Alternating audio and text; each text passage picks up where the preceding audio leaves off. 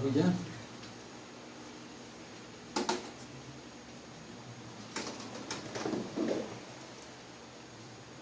On va prendre nos Bibles en 2 Corinthiens, chapitre 2, verset 14. 2 Corinthiens, 2, 14.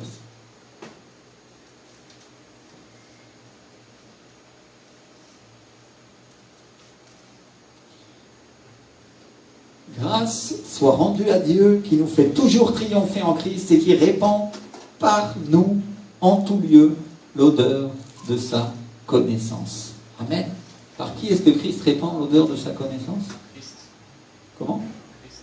Non. Relisez le verset. Par nous.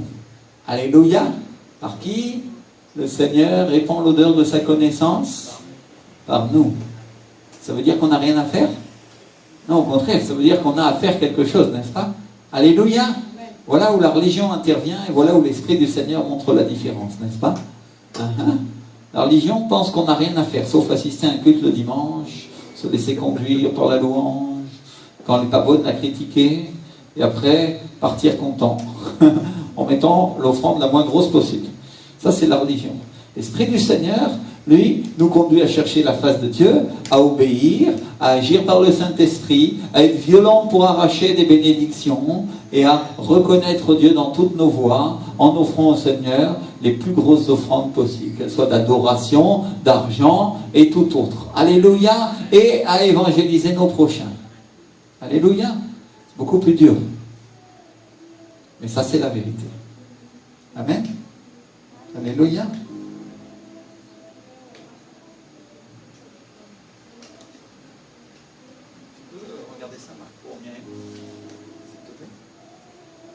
Alléluia.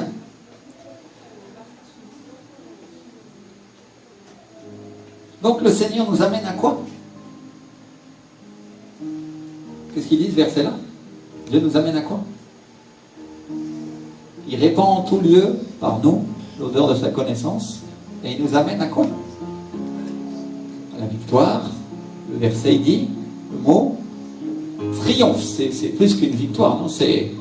Le triomphe, c'est une victoire totale. Alléluia. Donc quand Christ nous conduit, il nous amène à quoi? Au triomphe, à la victoire totale. Dites avec moi, victoire totale. Alléluia.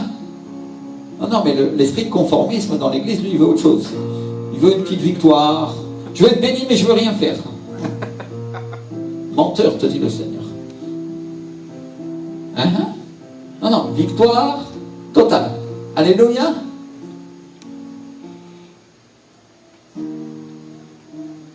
Alors une chose qu'on doit comprendre comme chrétien, c'est qu'une affliction, ça ne veut pas toujours dire la défaite. Parce que des fois on a des afflictions dans la vie, non? L'apôtre Paul, il a dit, vous aurez des afflictions dans la chair. Tu peux avoir des afflictions dans ton mariage, tu peux avoir des afflictions dans ta vie personnelle, tu peux avoir des afflictions dans ta vie professionnelle, tu peux avoir des afflictions dans ta vie spirituelle aussi. Il y a des justes qui s'affligent parce qu'autour d'eux, les gens ne sont pas en train de chercher le Seigneur, ne sont pas remplis du Saint-Esprit comme ils devraient l'être, et tous les jours, ils humilient leur âme en disant, Seigneur, pourquoi comme ça, et miséricorde, non? Il y a des afflictions, mon frère, ma soeur.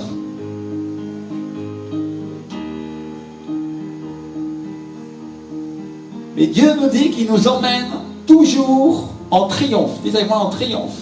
Alléluia. Ça veut dire que même si tu mènes une bataille et que tu perds quelques batailles ou que tu as des afflictions dans tes batailles, tu n'as pas perdu la guerre. Parce qu'à la fin, Jésus-Christ de Nazareth va t'amener à quoi? Au triomphe. Dites avec moi, triomphe. Alléluia. Il y a la foi qui revient un petit peu. Amen. Triomphe. Waouh. Pourquoi on a fait un arc sur les Champs-Élysées? C'est un arc de triomphe, non?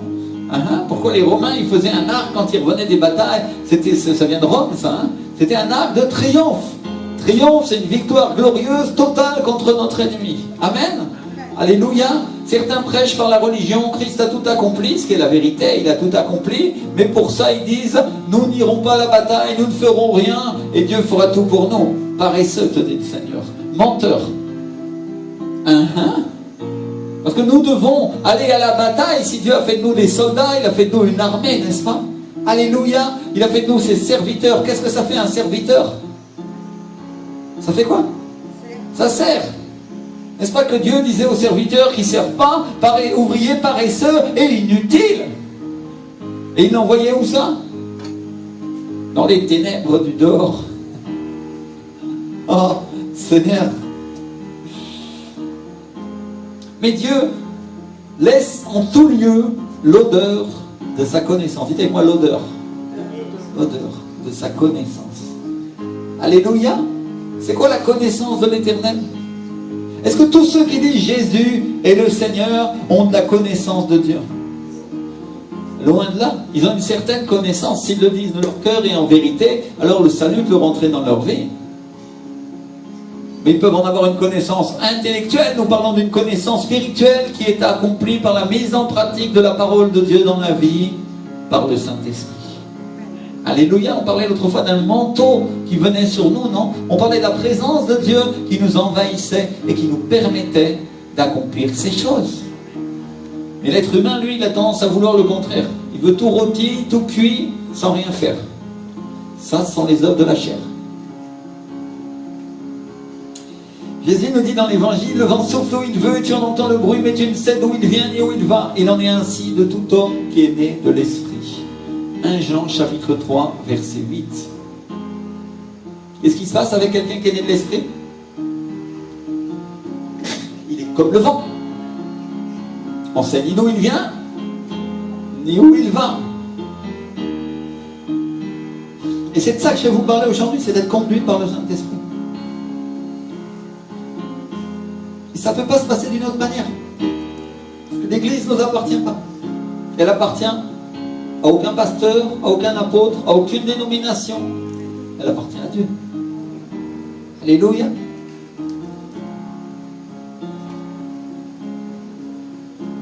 Et depuis toujours, on a fondé cette église sur une vision, et cette vision, c'est cette église, elle serait dirigée par l'Esprit et non pas dirigée par les hommes. Alléluia.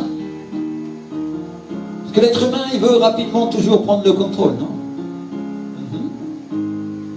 Chaque fois qu'on veut quelque chose de dirigé par l'Esprit, je vais vous dire ce qui se passe.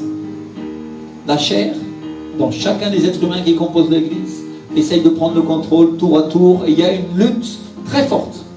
Il y a des combats, dites quoi, des combats. Et vous avez dans tous les réveils qui sont arrivés sur la terre, il y a eu des combats très très forts, spécialement contre l'Église. Jésus a été opposé à l'Église en place. La synagogue, les pharisiens, les sadducéens n'étaient pas d'accord avec lui. Et les gens avec lesquels il a eu le plus de problèmes, c'était les religieux et non pas les gens du monde. Il en a eu aussi, bien sûr.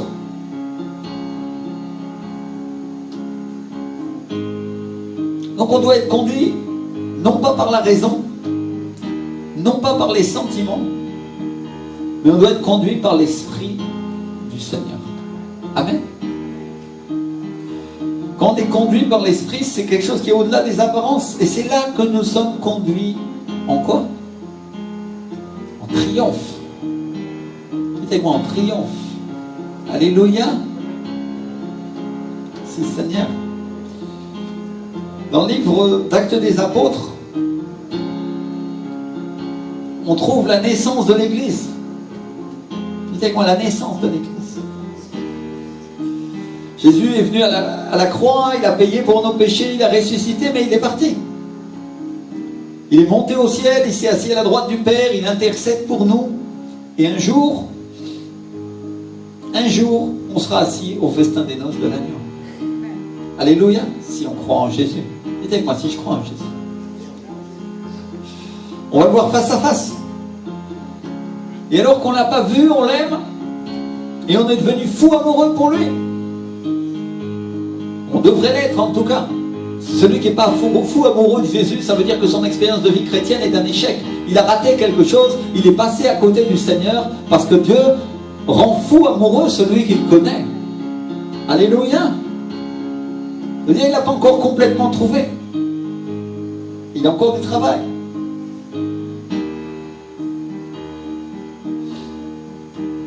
Et en attendant que le jour glorieux où on va être assis à la droite du Seigneur, amen, on va être assis à la table avec lui, qu'est-ce qui va se passer?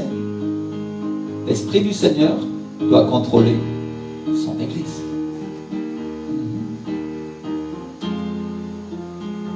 Elle est sous l'autorité du Saint-Esprit et il sait la conduire en triomphe.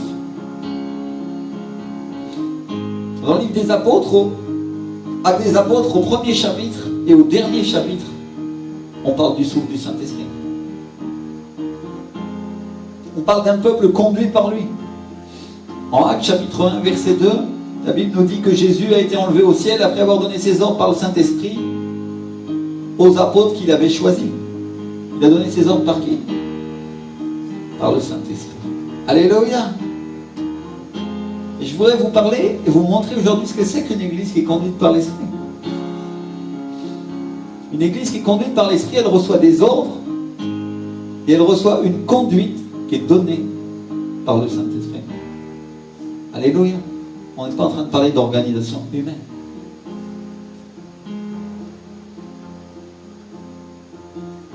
Ce n'est pas des nouveaux commandements, c'est sa parole et ce sont ses conseils. Dites avec moi, ses conseils.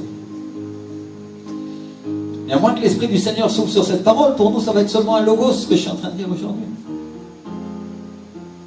Parce que l'Esprit du Seigneur amène la parole de Dieu, c'est le souffle de Dieu. Tout comme notre souffle est celui qui impulse nos paroles. Si tu ne mets pas d'air dans ta bouche, personne n'entendra tes paroles. Et quand l'Esprit de Dieu passe par la bouche de Dieu, sa parole, qui nous transforme, arrive. Quand l'Esprit de Dieu souffle sur le logos, ça devient un réma, ça devient une parole vivante pour nous. Quand l'Esprit du Seigneur souffle, la parole est portée dans nos cœurs et devient, comment? Vivante. Et donc une église qui est guidée par le Saint-Esprit, c'est une église qui reçoit le souffle sur la parole, le réma de Dieu. Dites-moi le souffle. Donc Jésus leur donne des ordres par l'Esprit. Pour eux, c'est un réma. Dites-moi le réma. Réma. Alléluia. Et donc une église conduite par l'Esprit, au chapitre 2, on le voit dans le livre d'Actes des apôtres, c'est une église qui va changer son langage. Elle dit, ils ont tous été remplis du Saint-Esprit. Dites-moi, remplis. Remplis du Saint-Esprit. Et Dieu a soufflé sur eux, il a commencé à parler en d'autres langues selon que l'Esprit leur donnait de s'exprimer. Ça veut dire quoi? Leur langue a changé. Myriam, elle a eu une vision l'année dernière dans laquelle un ange s'agenouillait, il soufflait sur nous, il soufflait sur vous pour aviver cette flamme. Cette flamme, c'est les langues de feu qu'on voit le jour de la Pentecôte dans le livre d'Actes des apôtres. Et c'est pas nous qui soufflons, c'est Dieu. On en parlait tout à l'heure. Celui qui provoque le réveil, c'est pas nous, c'est le Saint-Esprit. Mais nous devons prier pour qu'il l'envoie. Même s'il nous a dit qu'il allait le faire. Dites avec moi, même s'il nous a dit qu'il allait le faire. Donc il y a une chose qu'on doit comprendre, mes frères et sœurs. C'est pas parce que Dieu a une prophétie qu'elle va s'accomplir si nous ne prions pas pour qu'elle s'accomplisse. Dieu parle d'une parole et nous devons prier pour qu'elle s'accomplisse sur la terre. Parce que c'est la responsabilité de l'Église. Il y a beaucoup de chrétiens qui comprennent pas ça. Nous avons la responsabilité d'obéir aux ordres de l'Esprit si nous voulons qu'ils s'accomplissent dans ma vie. Ma soeur, mon frère, si Dieu te dit demain, tu vas faire ceci et tu feras cela, si ta vie chrétienne est en désordre et que tu n'obéis pas à Dieu, tu ne cherches pas et tu ne pries pas pour que ça s'accomplisse, ça ne s'accomplira pas. Mais si tu crois, tu as la foi et tu fais ce qu'il faut, parce que toutes les promesses de Dieu sont des promesses conditionnelles, alors qu'est-ce qui va se passer? L'Esprit du Seigneur va souffler sur toi, ça s'accomplira au fur et à mesure que tu marches dans ses pas. Si tu marches dans ses pas, si tu es conduit par son Esprit, si tu fais ce qu'il dit jour après jour, minute après minute, heure après heure, seconde après seconde, alors l'Esprit de Dieu va s'emparer de toi et tu vas commencer à marcher et à devenir une autre personne et ta langue changera, ton attitude changera, ta manière d'être changera. Parce que tu seras rempli de l'Esprit de Dieu. Dites-moi, rempli de l'Esprit de Dieu. Ça, c'est ce que l'Église ne cherche pas. Elle ne veut pas de l'Esprit de Dieu. Elle veut une religion. Elle veut que le culte du dimanche se termine à midi pour le rôti. Et c'est fini. Et j'en ai rien à faire. Et voilà, j'irai au ciel. Nous irons tous au paradis. Et vous allez aller tous en enfer comme ça, mes frères et sœurs. Ça c'est sûr. Parce que suivre une religion, c'est suivre le diable. Le diable est l'esprit de la religion. Mais Jésus est l'esprit du Dieu vivant. Alléluia. Il est vivant, sa parole est vivante. Et nous suivons une personne. Dites-moi une personne qui est Dieu. Et que personne ne se méprenne sur mes paroles, parce que les gens vont dire, oh, une personne, alors il méprise Dieu. Non, nous sommes faits à son image, dit la parole de Dieu. Ça veut dire, il est Père, Fils et Saint-Esprit, comme nous sommes corps, âme et esprit. Il a une personnalité. Il a des sentiments, il a des émotions. Et qu'est-ce que ça te ferait, toi, si tu étais Dieu et que tu donnais des ordres à tes enfants et qu'ils n'en avaient rien à faire? Quand tes enfants ne t'obéissent pas et qu'ils font que ce qu'ils veulent, tu dis, ceux-là, ils vont devenir des délinquants, des voyous. Ils ne savent pas, ils n'ont pas conscience de ce qu'ils font. Ils risquent de traverser la rue quand il ne faut pas. Il va leur arriver des malheurs et ils font n'importe quoi parce qu'ils n'ont pas conscience de ce qu'ils sont en train de faire. Et dans la vie chrétienne, c'est exactement la même chose. Les chrétiens sont des enfants qui n'ont pas conscience de ce qu'ils sont en train de faire. Ils ne cherchent pas Dieu, ils ne cherchent pas à obéir au Saint-Esprit. Ils ne veulent pas payer le prix. Ils ne veulent pas avancer, et qu'est-ce qui se passe? Il leur arrive malheur. Est-ce que c'est la faute du Père? Non, c'est notre faute à nous. Nous sommes responsables de notre propre salut, dit la parole. Et si ton frère, ta soeur qui était assis sur la chaise à côté de toi, il y a encore quelques mois, est parti, est en train de mourir, maintenant est devenu un apostat de la foi, est revenu à la religion, c'est son problème. Il est mort, et toi, est-ce que tu mourras ou est-ce que tu vivras? Voilà la question que le Saint-Esprit te pose aujourd'hui. Est-ce que tu vivras? Est-ce que tu me chercheras? Est-ce que tu augmenteras ta foi, te dit le Seigneur? Est-ce que tu marcheras dans mes pas? Est-ce que tu te laisseras transformer par moi, te dit le Seigneur? Est-ce que l'Esprit de Dieu viendra pour toi, pour t'emmener avec moi quand je reviendrai, dit le Seigneur?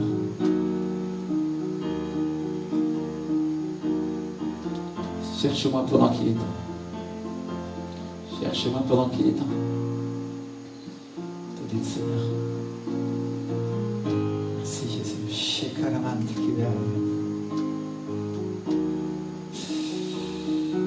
Alors mes frères et sœurs, avant que le Seigneur s'ouvre sur nos vies, et pendant que nous cherchons Dieu, et que nous nous humilions, il y a des choses qu'on doit comprendre. Une fois pour toutes. Si on veut être sûr de ne pas lui résister. Je vais vous raconter le témoignage d'un pasteur mexicain très connu qui s'appelle Fernando Sosa, qui est un homme utilisé pour le réveil. C'est un ami du pasteur Ricardo. Il n'y a pas de hasard, vous savez, dans la vie. On est amis. Dis-moi qui sont tes amis, je te dirai qui tu es. Tu es ami avec des religieux, tu seras un religieux. Tu es ami avec des gens du monde, tu seras une personne du monde. Tu seras un chrétien mondain.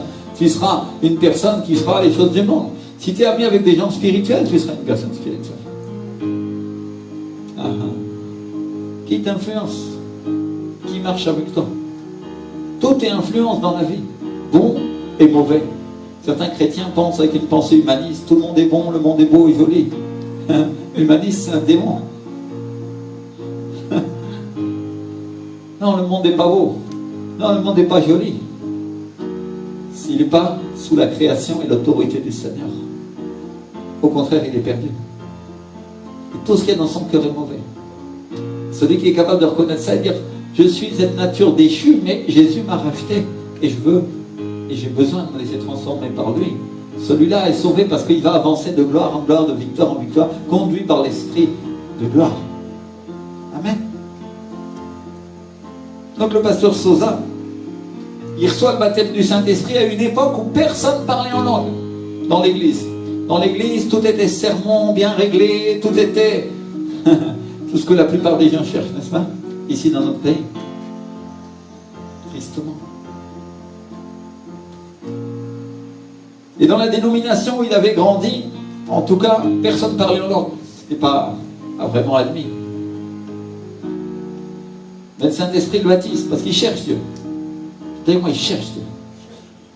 Quand on cherche Dieu, les manifestations du Saint-Esprit vont se faire dans notre vie. Tôt ou tard, ça arrivera tôt ou tard. Il n'avait peut-être pas cherché spécialement ça, mais à un moment, boum, oh rabanamama, c'est arrivé. Et il a amené sa femme Esther, qui était sa fiancée à l'époque, dans sa voiture. Il s'est arrêté dans une rue où ils étaient tout seuls. Et il lui a dit, je dois te raconter quelque chose. Le Saint-Esprit m'a donné quelque chose. Et il l'a regardé, et elle lui a demandé quoi? Qu'est-ce qu'il t'a donné? Et lui, il a commencé. Et elle l'a regardé avec un. Le type est fou. Qu'est-ce qui lui arrive? Elle a regardé effrayée. Mais en fait, c'était une manière très simple de lui dire que quelque chose de puissant était arrivé dans sa vie. Il avait été baptisé du Saint-Esprit. Il avait reçu le don des langues. Il ne savait pas ce que c'était que ça. Mais il savait que ça venait de Dieu, non? Et à qui il allait raconter ça, sinon à sa fiancée en premier? C'est la femme qui était censée partager sa vie, non? Alors il s'est dit, celle qui doit comprendre, d'abord c'est elle. Et sa femme était une femme sage, elle a eu très peur sur le moment, elle s'est dit, ça y est, il est devenu dingue. Mais dans son esprit, elle a su que ça venait de Dieu. Parce que cette femme-là, elle était sincère, elle cherchait Dieu, elle connaissait les Écritures. Et elle a eu le témoignage du Saint-Esprit dans son cœur que ça venait du Seigneur.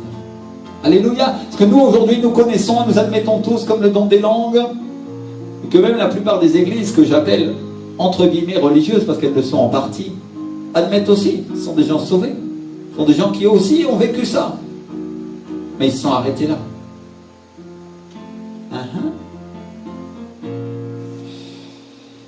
Et un peu plus tard, elle aussi, elle a commencé à parler en langue. Alors pourquoi je parle de ça, mes frères et sœurs? Pour que nous comprenions que forcément, quand il y a des choses qu'on ne connaît pas, il y a une résistance. Non? Ça nous fait peur. Moi, j'ai mis 3 ans avant de recevoir le don des langues parce que mon intellect m'empêchait. Je n'arrivais pas. J'ai prié, j'ai cherché, puis il y a eu un moment, ça s'est ouvert et j'ai commencé à parler en langue.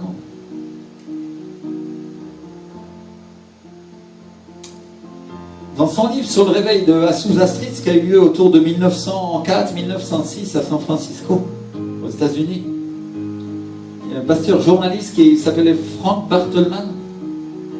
Il a dit, après la première expérience du parler en langue, il dit, j'ai senti que ça serait facile de recommencer, et ça s'est passé comme ça. On va parler de choses profondes aujourd'hui, on va parler de don du Saint-Esprit. On va parler des choses merveilleuses que Dieu fait pendant des réveils, et aussi des choses de comment la chair va l'éteindre ou l'empêcher d'avancer.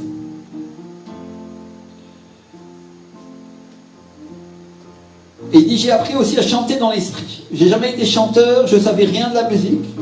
Il dit, j'ai pas cherché à parler en langue, ma pensée naturelle résistait à ça.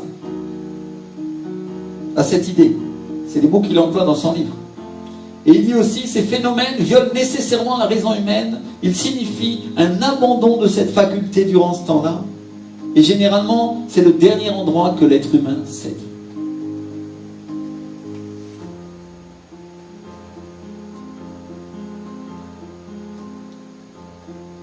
Alors c'est une folie. Il dit, c'est une pierre d'achoppement pour la pensée naturelle et pour la raison. C'est surnaturel. Voilà ce qu'il écrit dans son livre, cet homme. Il dit aussi, nous devons espérer que personne qui ne soit arrivé à la profondeur de cet abandon de son esprit humain, qui ne soit morte à sa propre raison, ne l'accepte ou ne la comprenne. Et il ne parle pas seulement du don des langues.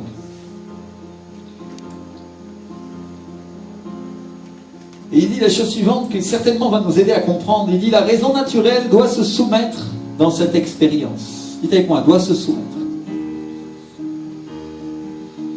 Et il résume ainsi cette expérience, il dit, nous devons traverser l'abîme entre la raison et la révélation. Vous pouvez le lire, c'est un livre de Frank Bartleman sur le réveil d'Azusa Street. Il existe en anglais, il existe en espagnol. C'est très intéressant.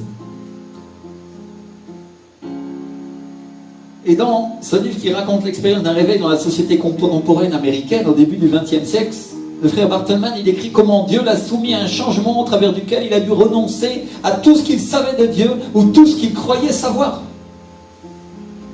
Il explique aussi comment beaucoup de pasteurs, beaucoup de frères qui ne se rendaient pas à Dieu et dont la chair n'était pas crucifiée avaient beaucoup de mal à entrer dans le réveil et à faire cette expérience. Et comment beaucoup ressortaient en s'opposant de tout leur être à tout ça parce que leur chair faisait obstacle entre eux et Dieu. Et comment certains pasteurs même sont morts et leur église est tombée parce qu'ils s'opposaient au mouvement du Saint-Esprit.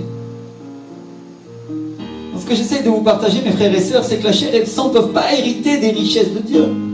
Parce que c'est l'Esprit et l'Esprit seul qui peut recevoir cela.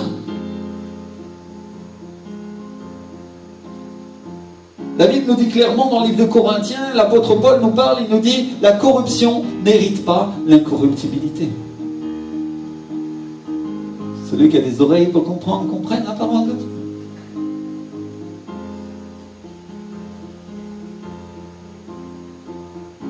Et mes frères, mes sœurs, les choses qui viennent d'en haut sont parfaites, incorruptibles. Et c'est pourquoi Dieu fait mourir notre chair et nos désirs pour que nous puissions en hériter. Ça devient clair. On comprend. On parle toujours de la crucifixion de la chair, mais on ne comprend pas pourquoi. Et je voudrais clarifier ces choses-là. Pourquoi notre chair doit être crucifiée? Pourquoi notre moi, notre volonté doit être crucifiée? Parce que c'est l'Esprit du Dieu vivant qui doit prendre le contrôle. Mais c'est un abandon que je fais par amour. Vous comprenez? C'est un choix.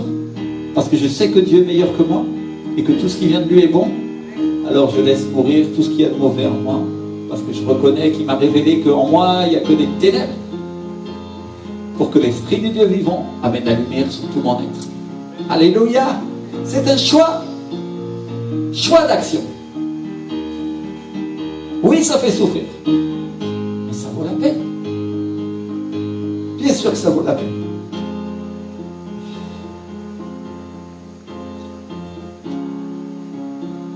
Alors Dieu ne nous parle pas que de l'expérience du don des langues ou de chanter dans l'esprit, ce que très peu d'entre nous ont pu pour le moment expérimenter. Mais il parle de tout, il parle de la transformation totale de notre être, de notre esprit, qui nous amène à être conduits et dirigés par le Saint-Esprit en renonçant toujours plus à ce qui vient de nous. Alléluia! Je ne suis pas en train de parler de quelque chose de religieux, mes frères et sœurs, en disant « Oh non, non, rien de moi n'est bon, alors je crucifie ma chair. » Non, non, c'est quelqu'un qui reconnaît véritablement, en sainteté, honnêtement, parce que l'Esprit du Seigneur lui révèle. Et vous savez comment il révèle? En permettant qu'on pêche. Dieu te montre que ta nature est mauvaise. Alors tu regardes et tu dis « Oh, quelle horreur !» Et je l'ai fait quand même. Seigneur, qui me délivrera de ce corps de mort? Alors le diable vient et dit « Non, non, mais toi tu ne peux pas être un chrétien. Parce que tu n'es pas saint. » Et Dieu te dit « Si justement tu peux l'être parce que tu reconnais que tu ne l'es pas, mon esprit va venir sur toi et il le fera. Si tu crois. » C'est pas quelque chose de la raison, mon frère, ma soeur. C'est quelque chose de surnaturel, de puissant, qui vient de Dieu. Le Saint-Esprit veut te remplir pour que toutes ces choses s'accomplissent dans ta vie. Alléluia! C'est là que beaucoup s'achoppent parce que leur raison pense des choses qui sont logiques pour un être humain. Mais Dieu, lui, va au-delà de la logique. Il dit que la pensée de Dieu est une folie pour l'homme. C'est une folie. Déjà, pourquoi les gens du monde ne comprennent pas pourquoi Jésus est mort sur une croix pour nos péchés? Mais nous qui avons reçu le Seigneur comme notre Seigneur et notre Sauveur, nous comprenons. Parce que l'Esprit nous l'a révélé. Alléluia! Mais il y a une deuxième étape. Dites avec moi une deuxième étape. Et la deuxième étape, mon frère, ma soeur, c'est de laisser que le Saint-Esprit te révèle que tu dois crucifier ta chair. On te l'a enseigné, on te l'a dit dans les églises traditionnelles, et tu ne l'as jamais appliqué vraiment, parce que si tu l'avais appliqué, l'Esprit du Seigneur contrôlerait et dirigerait ta vie à un niveau que tu n'imagines même pas. Alléluia! Et je m'inclus en ça, en disant, je l'ai appliqué peut-être juste un petit peu, ce qui fait que les dons de l'Esprit peuvent se manifester. Et si je l'appliquais plus, priez pour moi, mes frères et sœurs, alors les miracles commenceraient à arriver. Et pourquoi il faut prier pour les autorités? Priez pour vos pasteurs, mais attendez pas que ce soit le pasteur qui fasse tout, faites-le aussi vous-même. Soyez des gens spirituels, parce que plus vous êtes spirituel, plus votre chair est crucifiée, plus l'Esprit vous dirige, plus vous savez pourquoi prier, et votre prière est là, votre intercession est là, et produit du fruit de l'Esprit dans vos vies, celles de vos familles et dans votre église. Oui, Seigneur. Waouh, le brossage du tableau est de plus en plus complet, on commence à comprendre. Merci Saint-Esprit, merci Seigneur parce que tu viens au secours, Seigneur, de notre intelligence, Seigneur. Tu nous aides à comprendre ces choses. Merci Seigneur. Alors, si on renonce toujours plus à ce qui vient de nous, c'est valable pour tout, c'est valable pour la louange, c'est valable pour la manière de bouger dans l'église, c'est valable pour le don des langues, c'est valable pour la louange dans l'esprit. C'est valable pour la prophétie, c'est valable pour la prédication, pour la prière, c'est valable pour la vie avec Dieu et pour la manière dont on est guidé par lui et spécialement celle dont on se relationne avec lui. C'est-à-dire qu'en fait, c'est un progrès, mon frère, ma soeur. La crucifixion de notre chair est un progrès pour notre esprit, pour que le Saint-Esprit prenne le contrôle de notre vie. Dis avec moi, le Saint-Esprit veut prendre le contrôle. Il y a un combat, la chair ou l'esprit. Ce qui vient du diable, ce qui vient de Dieu. Et tous les jours, ça s'affronte en toi, ce combat.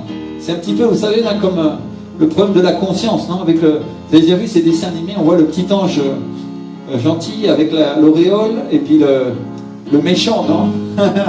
Ils sont en train de se ficher sur la gueule, ceux-là, pour être honnête.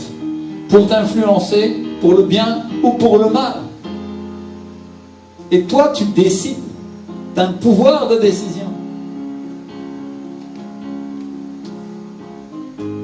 Donc l'apôtre Paul, il nous parle, lui, d'un renouvellement complet de notre esprit et de notre âme. D'une nouvelle manière de penser, d'une nouvelle manière d'agir qui vient de Dieu et qui ne vient pas de l'homme. Et on veut tous du Saint-Esprit, mais on doit comprendre que ce n'est pas nous qui devons l'avoir, c'est lui qui doit nous avoir, nous. Le frère Barthelman, dans le réveil d'Azusa Street, il nous parle d'être totalement habité par le Saint-Esprit. Et voilà ce qu'il dit dans son livre avec les termes de l'époque, de ce qu'il appelle, lui, le baptême pentecôtiste. Pour désigner le baptême du Saint-Esprit. Je préfère le terme la llenura del Espíritu Santo, parce que le baptême du Saint-Esprit, on a limité ça au don des langues, mais c'est être rempli totalement de l'Esprit du Seigneur. Alléluia! C'est quand ça déborde.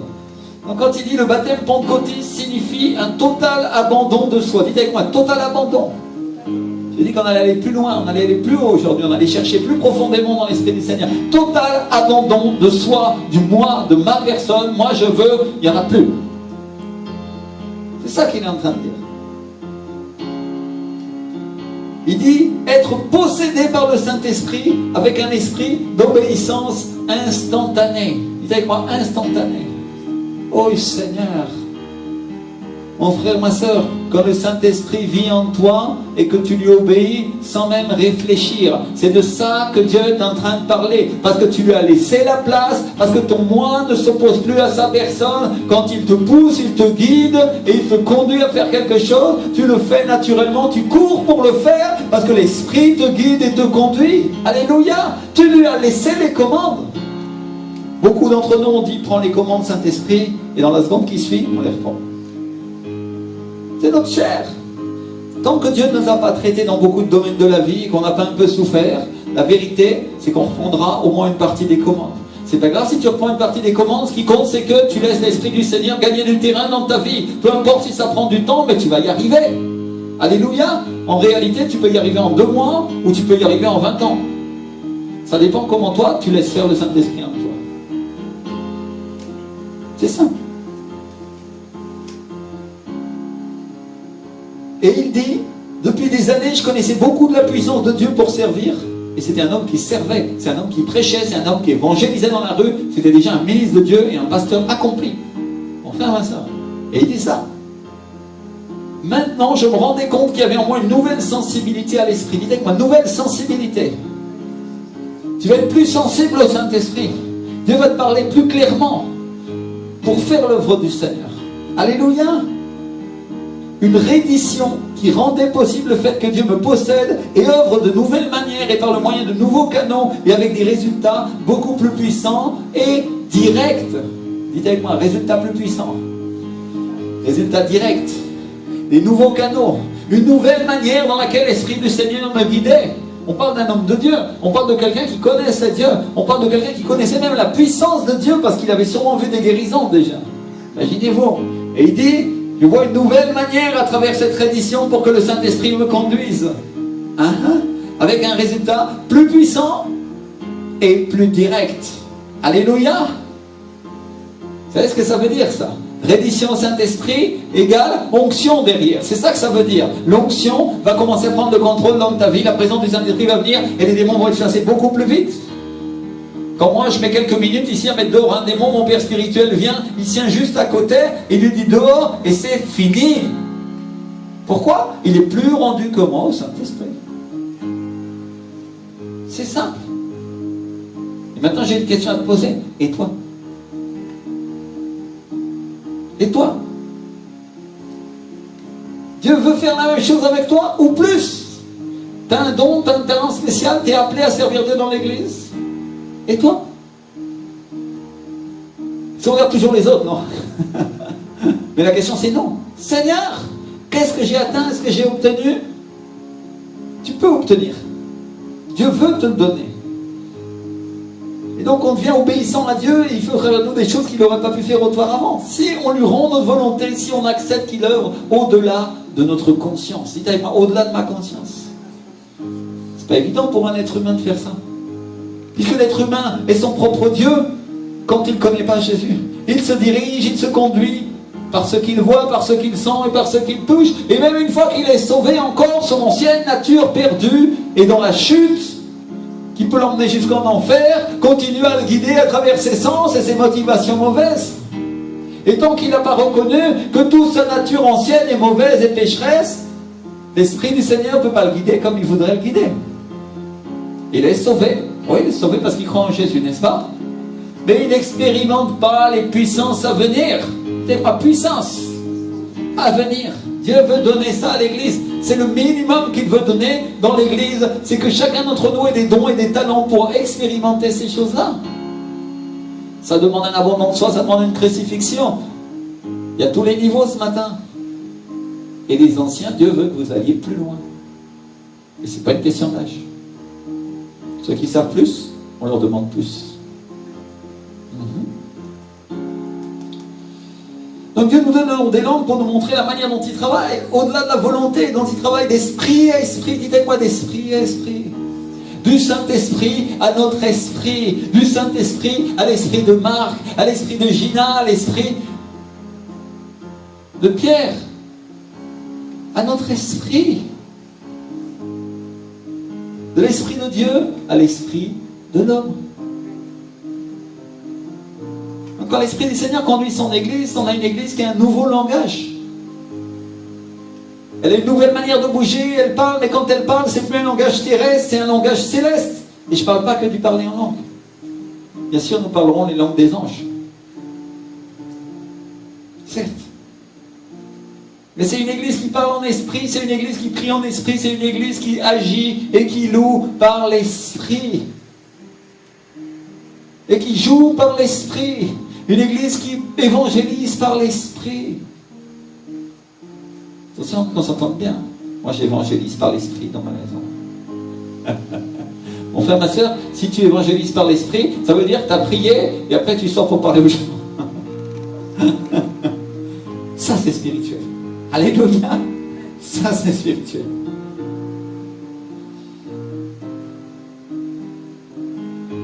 Dans Actes des Apôtres, chapitre 3, verset 4, la Bible nous dit qu'il y avait un paralytique qui se tenait là en train de demander l'aumône, et quand les disciples arrivent, ils lui disent « Regarde-nous ».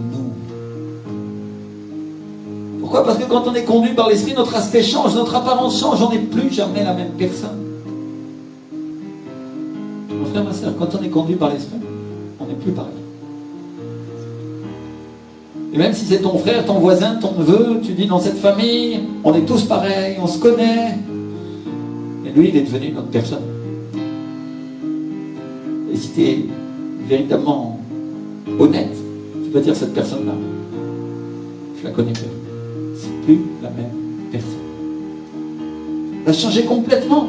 Dieu l'a changé, on a fait un autre homme. Parce que quand on est saisi par l'Esprit, notre manière d'être change, notre manière de bouger change, même notre manière de prêcher change. Et bien sûr, c'est biblique. La Bible dit quand Saoul a rejoint les prophètes, ce que le prophète Samuel lui avait prophétisé, c'est accompli. L'Esprit de l'Éternel s'est saisi de lui, il s'est mis à prophétiser, et la Bible dit qu'il a été transformé en un autre homme. On trouve ça en 1 Samuel, chapitre 10, verset 10. C'est écrit dans le livre d'Actes des Apôtres, au chapitre 4. Pierre, rempli du Saint-Esprit, s'est mis à prêcher comme jamais il l'avait fait auparavant, et le nombre des gens qui se sont convertis, ça a été 5000 personnes, mon frère, ma soeur. Parce que l'Esprit du Seigneur l'a saisi, il est devenu un autre homme, et il est devenu un grand évangéliste, et l'Esprit du Seigneur a convaincu 5000 personnes de donner leur vie à Jésus. Et un prédicateur, au moment où le Saint-Esprit vient, sa prédication change. Ses paroles changent, son comportement change, son attitude change. Et ceux qui sont spirituels peuvent le voir. Alléluia. ceux qui connaissent le Saint-Esprit peuvent le voir. Parce que c'est évident.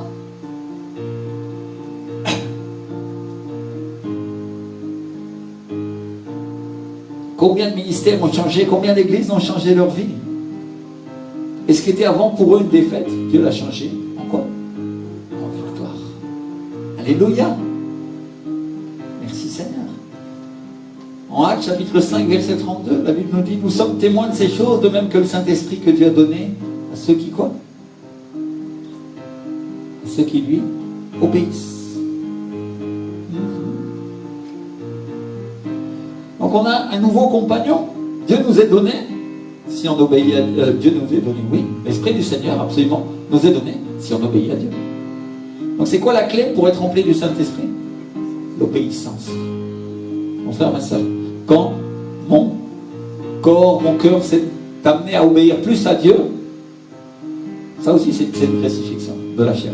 Alors, l'Esprit m'a rempli plus. Et si j'arrive à obéir complètement à Dieu, l'Esprit me remplira complètement. Alléluia. C'est ce que je cherche. J'ai du travail. Ouf. Mais je fais tout mon effort. C'est le principe. C'est le principe du Seigneur. En 85, mon père spirituel, il a entendu la voix de Dieu qui lui disait: tu es mon meilleur ami. Au début, il a pensé qu'il était dingue. Il a osé dire ça à personne. Le pasteur, il lui aurait dit: hey, tu te prends pour qui? Et Dieu lui a dit: dis-leur que j'ai appelé Abraham mon ami. Dis-leur qu'aux disciples, je l'ai appelé mes amis. Dis-leur que j'ai appelé Lazare mon ami. Et dis-leur que toi aussi, je t'ai appelé mon ami. C'est-à-dire, Dieu a donné à mon pasteur une révélation des Écritures, un nouveau regard sur la foi. Il a découvert un pan de l'Évangile que beaucoup avaient gardé caché dans leur vie. Vous comprenez? Exactement comme au temps de Luther, Dieu a découvert: mon juste vivra par la foi. Une vérité qui avait été cachée par l'esprit de religion pendant des années et qui a amené l'obscurantisme et la chute de l'Église et une apostasie totale du Seigneur Jésus-Christ. Alléluia. Ça veut dire quoi? Quand on cherche Dieu, Dieu va découvrir une vérité qui va aider son peuple. Alléluia. Et cette vérité, c'est qu'on pouvait être l'ami du Seigneur. Une vérité qui est écrite dans les évangiles depuis Abraham, mais que l'Église avait perdue. Donc quand on marche avec le Saint-Esprit, on a un nouvel ami. Et on ne prêche pas seul. Et Pierre a dit: nous sommes témoins de ces choses, et le Saint-Esprit que Dieu a donné à ceux qui lui obéissent. Ça veut dire quoi? On travaille en équipe. On travaille avec lui.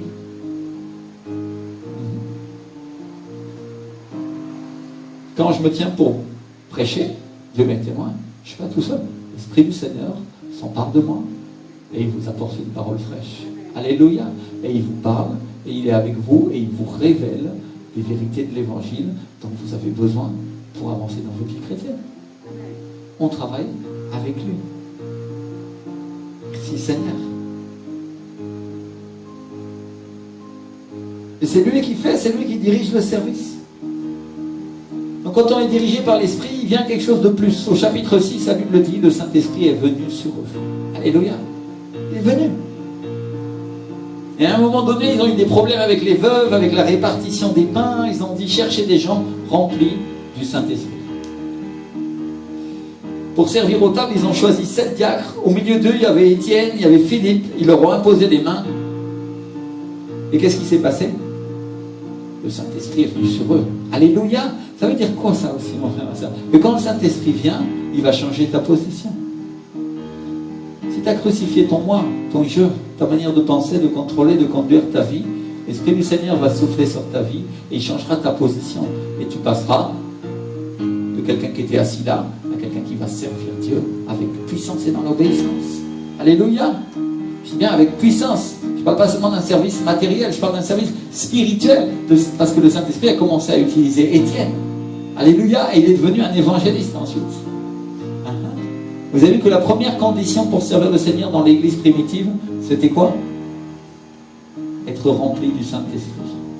Et dans l'église de nos jours, Et je ne dis pas ça pour critiquer mes frères et sœurs, parce que la vérité, c'est qu'il leur manque la révélation. Et moi-même, j'ai commis l'erreur des tas de fois, et j'ai appris. Mais la vérité, c'est que pour servir Dieu, la condition minimale, c'est d'être rempli du Saint-Esprit.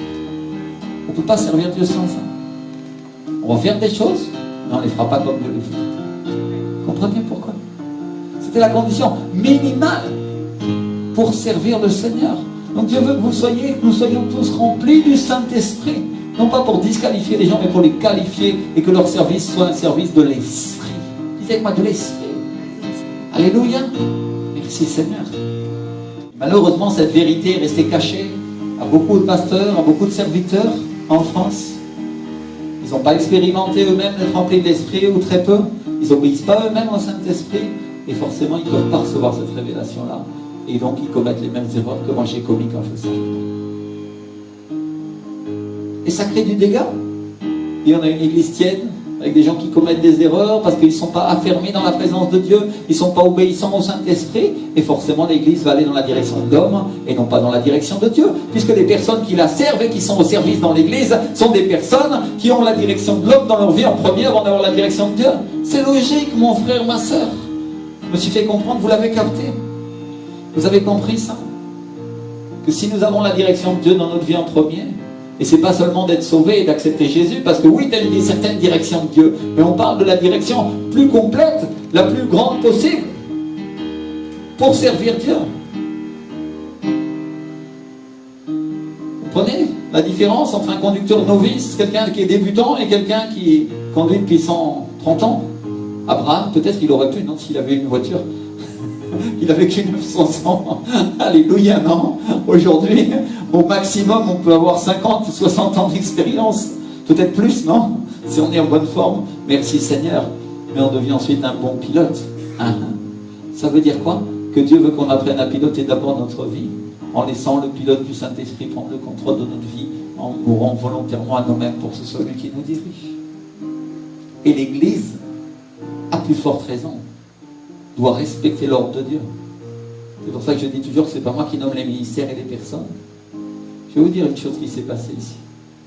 Il n'y a pas longtemps. Il y a une personne qui est venue et qui m'a dit, parce que tu ne mets pas les anciens d'abord, alors tu vas voir, ils vont partir. Cette personne-là est partie. Moi, je vais vous dire que cette personne-là, je lui ai dit des choses comme ça, je lui ai dit, c'est pas moi qui donne les places, et c'est pas l'ancienneté, c'est la personne du Saint-Esprit, c'est lui qui dirige l'Église. Alléluia. Et ça, c'est une chose qu'on doit très bien comprendre aussi dans l'Église. Parce que c'est quelque chose que les chrétiens n'ont pas encore compris. Alléluia. Ça nous aide à comprendre certaines choses parfois, non? Ce n'est pas la direction de l'homme, c'est la direction de Dieu. Amen. Merci Seigneur. Bien sûr, il y a énormément d'églises qui font comme ce monsieur-là m'a dit. Mais Dieu, lui, ne fait jamais comme ça.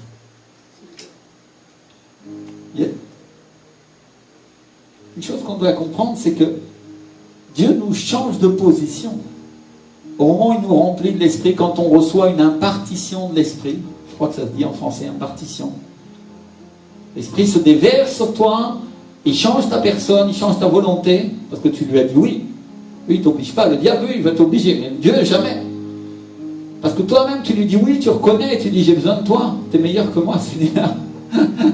Crée la nature que toi, tu avais voulu créer à l'origine. Le Rémi qui devait être, alléluia, le Pierre qui devait être, la Gina qui devait être, le Marc qui devait être, ainsi de suite. Alors qu'est-ce qui va se passer? Dieu va nous changer de position. Vous savez que moi, changer de position. Donc vous devez comprendre. Je voudrais que ceux qui sont spirituels comprennent. Quand quelqu'un a eu un poste de manière humaine, ça se voit. Quand quelqu'un a eu un poste par l'esprit, ça se voit aussi. Parce que son attitude, sa conduite, son humilité n'est pas la même. Il y a une transformation qui vient de Dieu. Il y a une onction sur sa vie. Il n'y a pas d'onction sur une personne qui a reçu de manière humaine. Pas moins de ça. Et des fois, certains reçoivent l'onction et retournent en arrière à la direction de l'homme. Parce que c'est séduisant.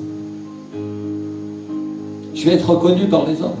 Et la Bible nous dit, ils ont préféré la gloire de l'homme à la gloire de Dieu. Qui est la gloire de Dieu? Le Saint-Esprit.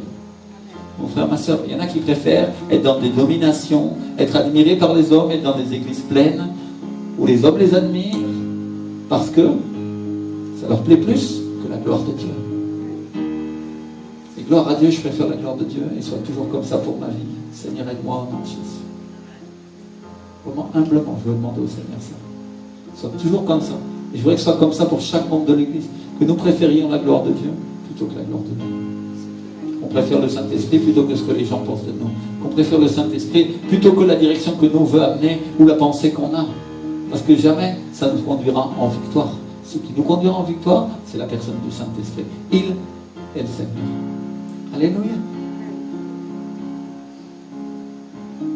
Quand Étienne est en train d'être lapidé, il voit les cieux ouverts, il voit le Fils de l'homme debout à la droite de Dieu. Quand on est conduit par l'Esprit, il change notre vision. Disais-moi, changement de vision. Il nous fait voir la réalité de l'Esprit. La réalité terrestre, c'est qu'il y a des gens qui étaient en train de trucider à coups de pierre. Ça, c'est la réalité terrestre.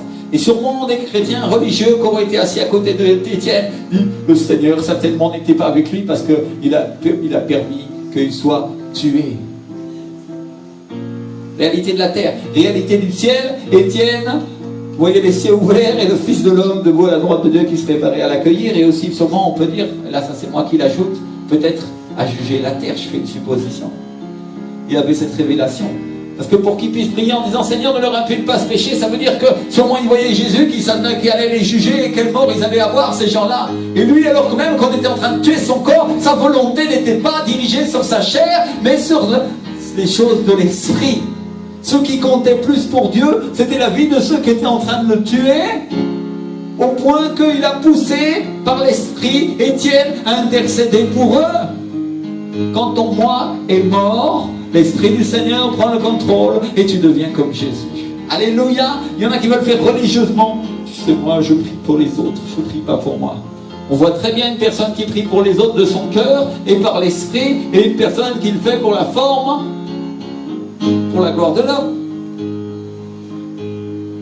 Quand l'Esprit du Seigneur vient, il transforme ta vie. Alléluia. Avec ma transformation.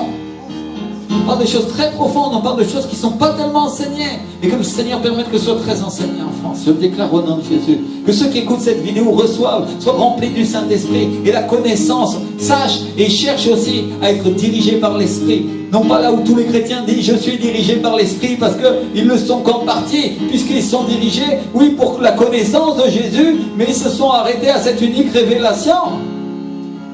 Alors que l'Esprit est tout et veut remplir tout en tous. Alléluia. Quand il dit tout, c'est la totalité de notre être. Nos actions, notre conduite, notre chair, la crucifiée doit mourir. Si le grain de blé ne tombe en terre et ne meurt, il ne produira pas de fruits. Mais s'il meurt, il produit beaucoup de fruits. Qu'est-ce que le Seigneur est en train de dire? Si ta vie personnelle, charnelle, meurt, si ta manière de diriger, de conduire, de jouer, de louer, d'adorer change et meurt, alors l'Esprit pourra contrôler ça et tu porteras beaucoup de fruits. Et s'il ne meurt pas,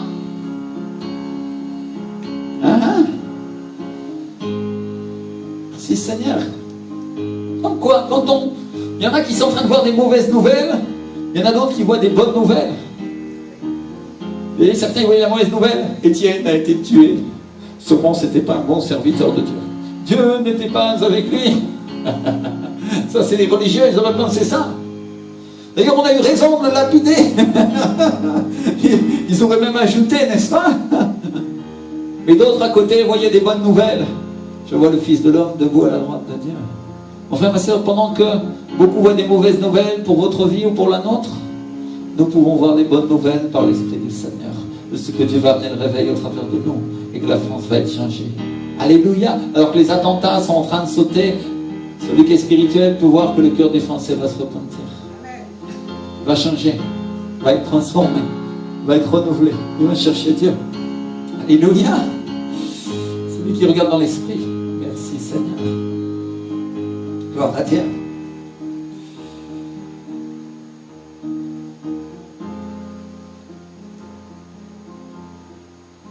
Alors ceux qui veulent être conduits par l'Esprit, il va falloir qu'on se prépare. Parce que Dieu va commencer à changer notre rythme. Dites-moi, changer notre rythme. Changer notre manière de faire. En Actes chapitre 8, l'Esprit dit à Philippe, avance et approche-toi de ce char. s'approche de l'Éthiopien, il lui parle du Seigneur, et la Bible dit que tout de suite après avoir baptisé l'Éthiopien dans une mare d'eau qui se trouvait là, Philippe a été emmené par l'Esprit. Il était emmené par l'Esprit. Sûrement les religieux, les théologues aujourd'hui, ils verraient le pasteur est en train de prêcher, d'un coup, d'un seul coup, boum, il est à New York. Il dirait, non, ça c'est le diable. Il penserait ça, c'est sûr. Mais l'Esprit du Seigneur fait comme il veut, où il veut, et au moment qu'il veut. La Bible nous dit clairement que l'Esprit du Seigneur l'a emmené, emporté. Vous avez déjà vu une manifestation comme ça? Moi, j'en ai jamais vu encore. Et cette année, j'ai vu un aveugle voir. Alléluia! Gloire à Dieu! Je l'avais entendu, j'en avais vu de loin, mais ce jour-là, je l'ai vu de mes yeux. Dieu m'a donné la grâce de pouvoir le voir. Alléluia! Donc quoi? Dieu peut faire ces choses-là. Et on doit avoir nos ceintures spirituelles bien accrochées, parce que si demain l'Esprit du Seigneur emmène le pasteur Rémi pendant qu'il est en train de prêcher, emmène Patrick pendant qu'il est en train de prêcher,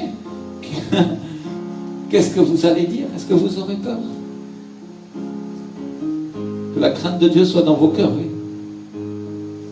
Mais pas la crainte de ce que peut faire Dieu pour bénir. Alléluia! On est d'accord? C'est pas la même chose. Donc on avance à un rythme et à une certaine vitesse.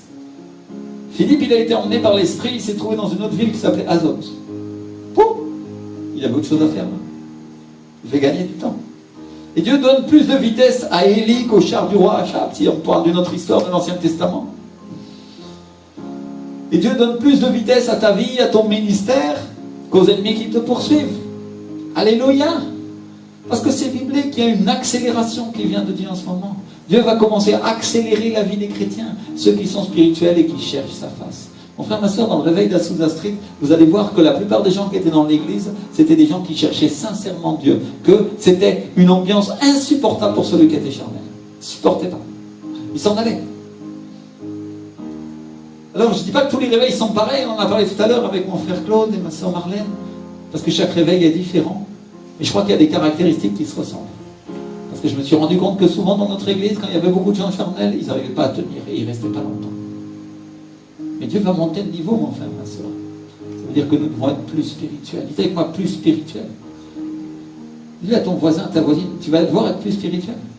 Parce que sinon, tu ne pourras pas tenir. Tu ne pourras pas tenir parce que l'Esprit du Seigneur lui-même ne te permettra pas d'être là. Parce que l'Esprit du Seigneur va monter le niveau de l'église, encore une fois. Alléluia! Il va monter le niveau, parce que la Bible dit, la gloire à venir sera plus grande que la première. Est-ce que le jugement n'est pas venu d'abord sur la maison du Seigneur? Est-ce que notre église n'a pas été jugée? Est-ce que des gens n'ont pas été éjectés de l'église parce qu'ils n'obéissaient pas, et ils ne voulaient pas chercher, et ils résistaient au Saint-Esprit? Mon frère, ma soeur, Dieu va monter le niveau. Celui qui a des oreilles pour entendre, entendre.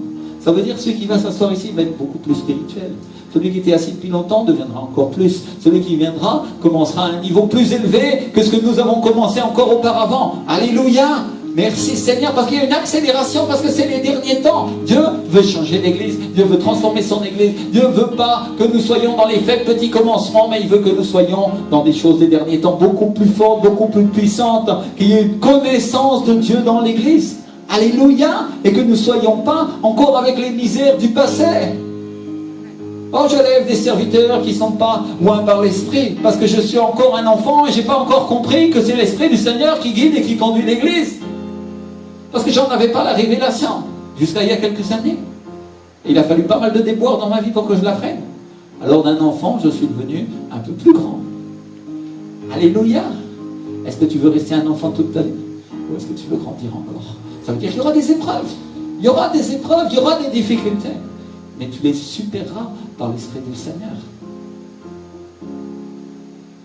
Avant, je priais un peu, et maintenant je passe des heures et des jours entiers à chercher la présence de Dieu, à être enseigné par lui. Tout le temps. Mais ça m'arrive. Avant, je priais juste 5 minutes. Comme beaucoup de chrétiens en France. Avant, je supportais un petit peu de persécution. Maintenant, l'ennemi m'assaille de tous côtés et je résiste plus. Je ne dis pas que je ne faiblis pas parfois, mais je résiste plus. Amen.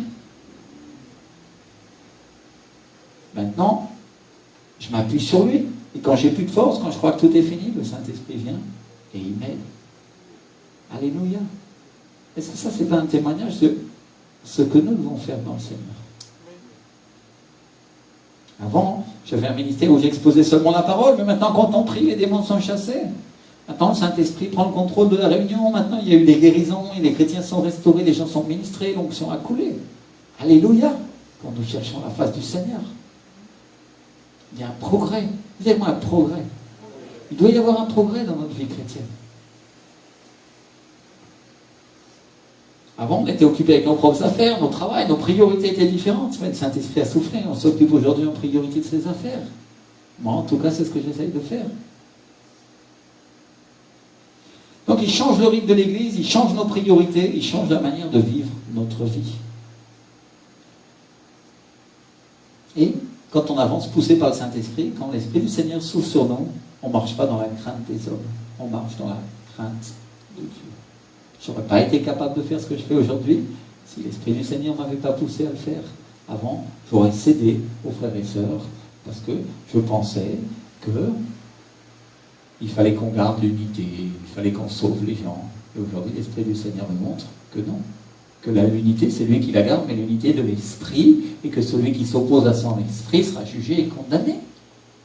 Et que ce n'est pas à moi de le convaincre par mon raisonnement et mon intelligence, mais que si lui dit l'Esprit du Seigneur, qui je suis, moi, pour aller le sauver lui. Vous comprenez? J'ai grandi, je suis devenu plus mature. Donc quand on marche par l'Esprit, on ne marche plus dans notre propre force. Et c'est plus qu'on pense, c'est plus qu'on croit, mais on avance dans la force de Dieu. Dites-moi la force de Dieu. La force de Dieu. On arrive à faire des choses qu'on ne serait pas arrivé à faire auparavant. Alléluia. Dans l'éducation de nos enfants, mon frère, ma soeur. À être plus dur quand il faut être dur pour que l'enfant soit sauvé parce qu'il fait des bêtises. C'est une réalité biblique.